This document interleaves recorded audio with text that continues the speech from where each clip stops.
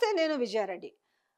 ఒక విషయం మీకు వార్తల్లోకి వెళ్ళే ముందు జనరల్‌గా మేమెప్పుడు గూడా మా ఛానలు సబ్స్క్రైబ్ జేసుకోండి అని అడిగేవాళ్ళం కాదు. కానీ ఇప్పుడు అవసరం వచ్చింది. ఎందుకంటే ప్రతీదీ గూడా వార్తలో నిజముంది కాబట్టి, ఆ నిజాన్ని మేము ముందుకు పెడుతున్నాను. కాబట్టి మా వార్త నిజమని నమ్మేవాళ్ళు ఖచ్చితంగా సబ్స్క్రైబ్ జేసుకోవాలి. షేర్ జేయండి, లైక్ జేయండి.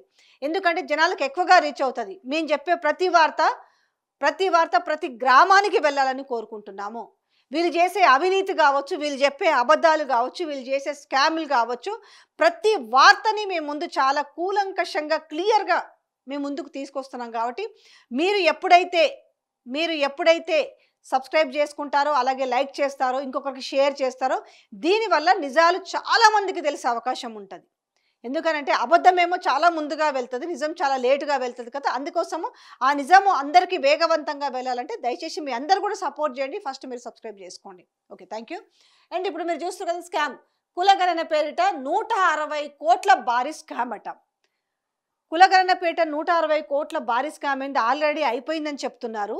మరి మళ్ళా డిప్యూటీ సీఎం మాత్రం కులగణన మళ్ళా రీసర్వే చేస్తామని చెప్తున్నారు.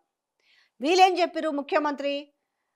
అసలు దేశంలోనే అతి గొప్పగా చెప్పుకునే మాదొక సర్వే, ఇంతమంది ఇన్ని కోట్లు ఇన్ని చేసినాము 50 రోజులు, ఇది ది బెస్ట్ సర్వే అని చెప్పిరు.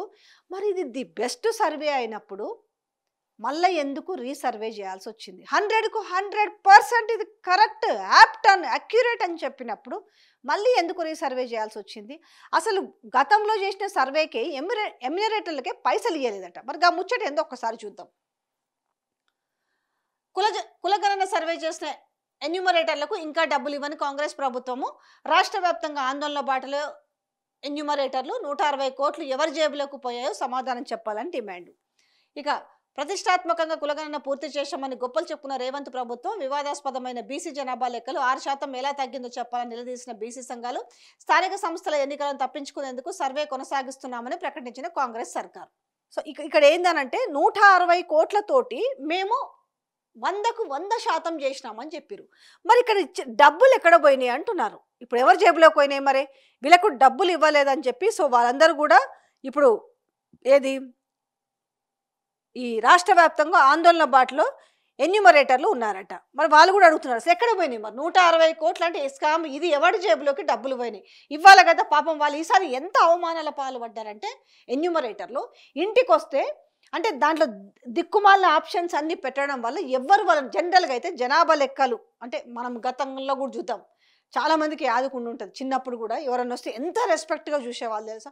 సార్ రండి సార్, కూర్చోండి సార్, కుర్చీలు వేయడము, మంచిళ్ళు ఇవ్వడము, అవసరమైతే ఇంత ఛాయ్ ఇవ్వడము అనేది అంత రెస్పెక్ట్గా చూసేవాళ్ళం.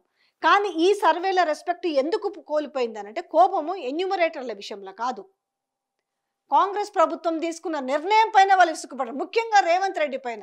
ఏదైతే మీ ఇల్లు ఎన్ని గజాల్లో ఉంది, ఎన్ని రూములు ఉంది, ఎన్ని స్క్వేర్ ఫీట్లో ఉంది, మీ ఇంట్లో ఏమున్నాయి, కుక్కలు ఉన్నాయా, నక్కలు ఉన్నాయా, పందులు ఉన్నాయా, కార్లు ఎన్ని ఉన్నాయి, బైకులు ఎన్ని ఉన్నాయి, లేకపోతే మీ ఇంట్లో ఎవరు రాజకీయ నాయకులు ఉన్నారు, వార్డు మెంబర్ ఉన్నారా, సర్పంచ్ ఉన్నారా, లేకపోతే ఎమ్మెల్యే ఉన్నారా, ఎంపీ ఉన్నారా, గతంలో ఎన్నిసార్లు చేసిరు, ఇట్లాంటివి ఏ పార్టీ సభ్యత్వం ఉంది, ఇవన్నీ ఆ ఫామ్లో ఉండడము వీళ్ళు అడగడం నచ్చక ఎవరి ఇంటి ముందలకి రానివ్వలేదు. వచ్చిన నిలబెట్టి పాము కొంత చోట హైదరాబాద్లో షూ ర్యాక్స్ ఉంటే షూ ర్యాక్ల మీద కూర్చొని చేసుకొని పోయారు.